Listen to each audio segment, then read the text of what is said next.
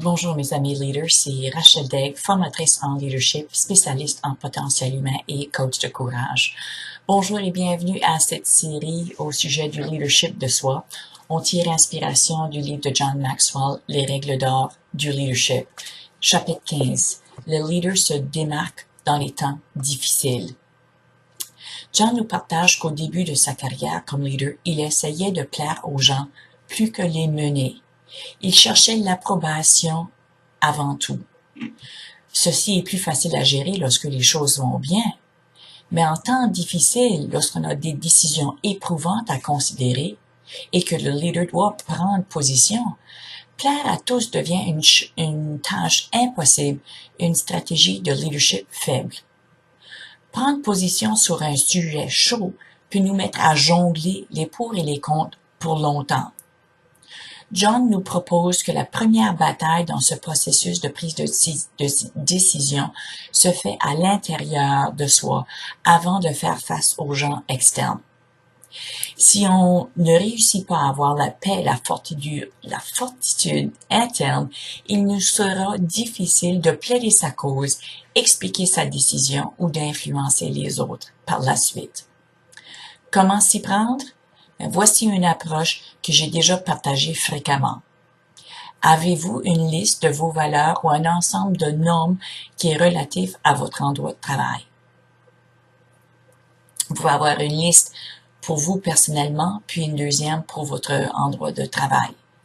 Ces deux listes seront un peu différentes en priorité, mais elles ne devraient pas être en contradiction. Cette liste devient un peu votre étoile du Nord dans vos prises de décision. Exemple, pour moi, une de mes valeurs est l'authenticité. Et savoir la définition est également importante.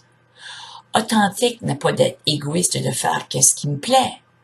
C'est plutôt, pour moi, de découvrir qui je suis profondément, mes forces, ce que j'ai de mieux à offrir et par la suite, je m'enligne le plus que possible avec cette vérité de qui je suis. Donc, c'est ce que j'essaie de vivre dans toutes les décisions que je fais. Mon choix de client idéal, mes stratégies de marketing, mes créations d'ateliers, bref, ce que je fais, comment je le fais et pourquoi je le fais passent tous par ce filtre de qu'est-ce qui est l'authenticité pour moi. Sans cette clarté de valeur, je ne peux pas facilement gagner la bataille interne de prendre des décisions et avoir de la paix avec mes décisions. Et sans cette clarté de valeur, je ne pourrai jamais bien valider extérieurement mes décisions. Donc, si votre défense est « ça dépend », je vous mets au défi d'énumérer vos valeurs et vos priorités. Cette liste est d'importance vitale, car quand un sujet difficile se présente, il sera trop tard pour commencer à faire ce triage. Bon, ceci est un bref aperçu des bijoux de ce chapitre.